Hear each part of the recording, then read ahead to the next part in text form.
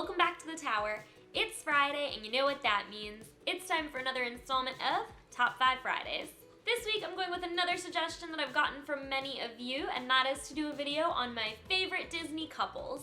I am a hopeless romantic, and Disney couples are the epitome of romance, so doing a video surrounding Disney couples is like the perfect fit for me, and I'm super excited about it. So let's get started. Coming in at number 5 are the king and queen themselves, Mickey and Minnie. Mickey and Minnie are the original classic Disney couple, and they're absolutely the cutest ever.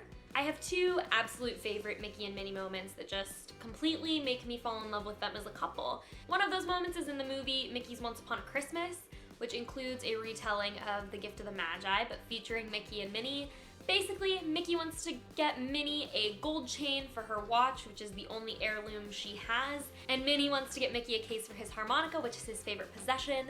And they both have plans of how they're gonna get the money together to get these gifts for each other, but of course those plans fall through, so Minnie ends up selling her watch and Mickey ends up selling his harmonica, and then they end up buying each other the presents, but they don't have the item that coincides with that present anymore. I absolutely love that they chose to retell this story with Mickey and Minnie because it really shows such selflessness to give up your favorite possession, the thing that you value more than anything else in the world, for the person that you love.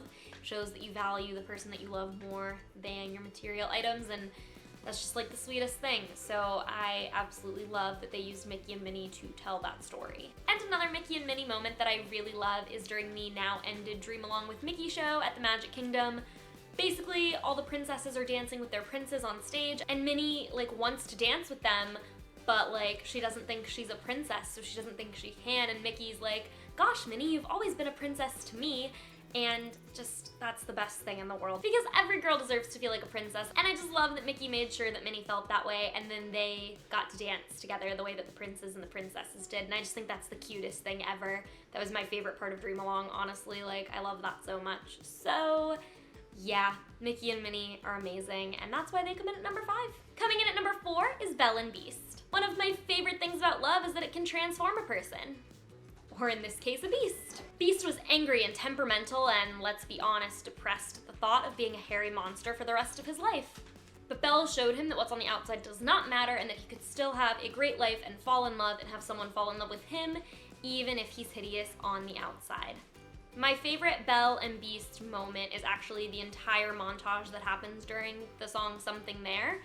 I love this song, and I love the montage that goes along with it, because I think a lot of people expect love to be very instantaneous, and they think if they don't have an instant attraction to a person that that's not the right person for them. But in reality, I think it's also possible that love can take time, and that love can happen as a result of watching someone grow and evolve and change. I love that Something There showcases that just because you don't get along super well right off the bat doesn't mean that there's not potential for a relationship or potential for something to form. So I think that's a really great lesson, and it's one of the things that I really love about Belle and Beast. And obviously the ballroom scene is the best scene ever. So, coming in at number 3 are Ariel and Eric from The Little Mermaid. As a hopeless romantic, one of my favorite things to see is a couple that would risk it all for each other, and I think Ariel and Eric are the perfect example of such a couple. While I just said that I do believe sometimes love can take time to develop, I also believe that it's possible for there to be a very instant connection and that you can fall in love with someone right on the spot. So I really love that Ariel and Eric have that instant connection.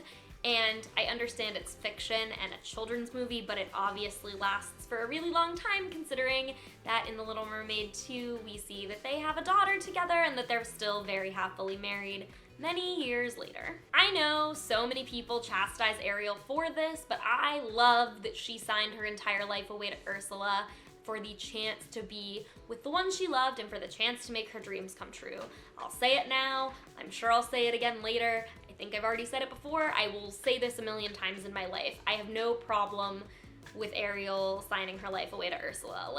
Was it an intelligent decision? No, but she did it for love. She did it for her dreams, and if you're not willing to risk it all for your dreams or for the person you love, what's the point? Could it have ended terribly? Yes, but it also had the chance to make all of her dreams come true.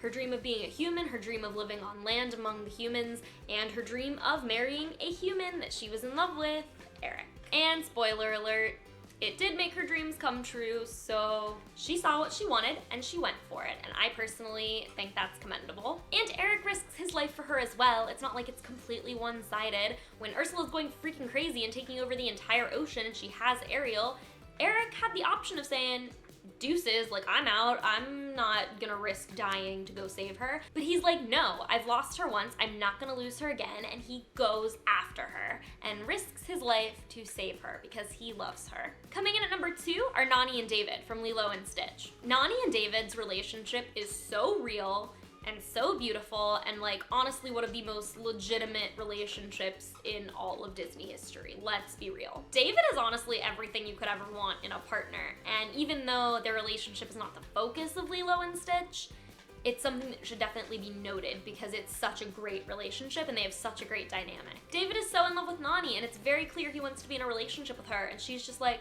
nah dude, like I'm trying to raise my sister, I got a lot on my plate, I don't have time for this.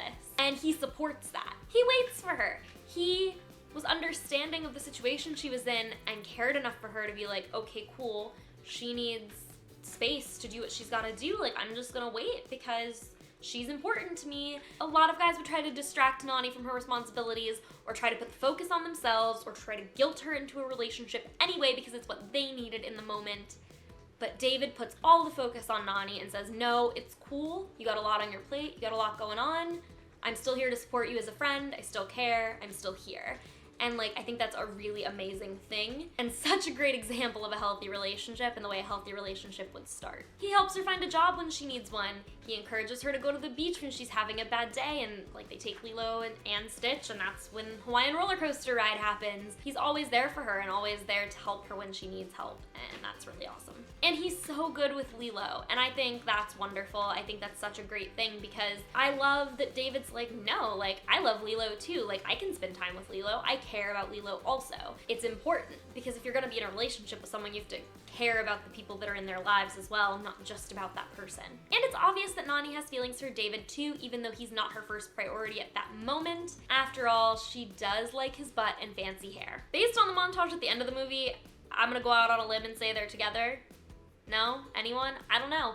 I've never watched the sequels to Lilo and Stitch. That's something I plan to do, so I don't actually know if they're in a relationship or not, but I love it. They're the cutest couple. And coming in at number 1 is Rapunzel and Eugene. Is anyone even a little surprised that these babes are my number 1? As I've mentioned before in the video where I just fangirl about Tangled for 5 minutes, one of the most important things about a relationship is that the people involved in a relationship push each other to make their dreams come true, and that they do everything possible to help each other make their dreams come true.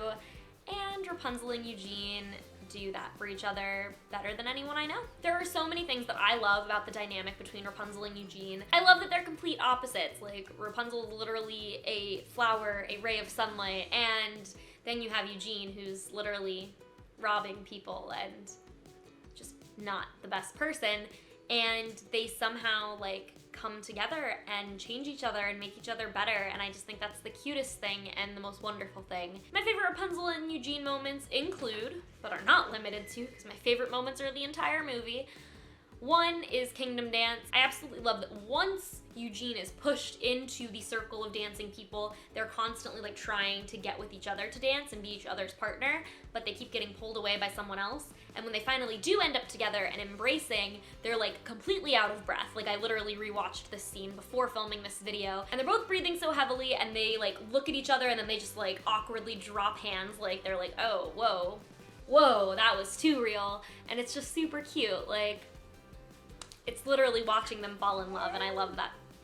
Yeah, me too. I think that's really cute too. I'm glad you agree. And it's literally just watching them fall in love and watching that attraction happen, and I love it so much. It's so cute. Obviously, the lantern scene. Obviously. I love that Eugene encourages Rapunzel when she's worried. She's like, wait, what if these lanterns aren't everything I've dreamed they'd be?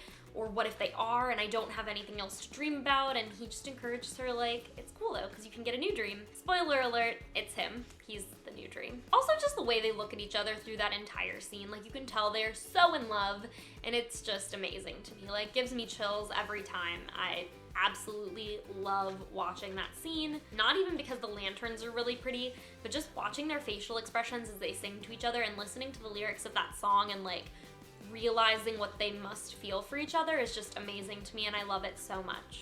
And I also just really love how hard Eugene fights to save Rapunzel when he's been apprehended by the kingdom at the end of the movie. He knows that Rapunzel's in danger, but he's already been taken in by the guards and he really doesn't have a way out. So he just beats up the guards, talks to the Stabbington brothers that are in the cell next to him, and finds out where Rapunzel is, and with the help of Maximus, gets there, saves her, literally risks his life for her, dies, she brings him back to life, you know, the whole deal. And yeah, like he literally wouldn't be alive if it wasn't for Rapunzel, but she would also have lived her life in the dungeon of the tower if he hadn't come to her rescue. So they're another great example of a couple that saves each other and risks everything for each other, and I've already mentioned how much I love that dynamic. So yeah, they're just everything to me, the best couple ever. Eugene and Rapunzel. Thank you guys so much for counting down my favorite Disney couples with me this week. Don't forget to hit the thumbs up for me if you enjoyed this video.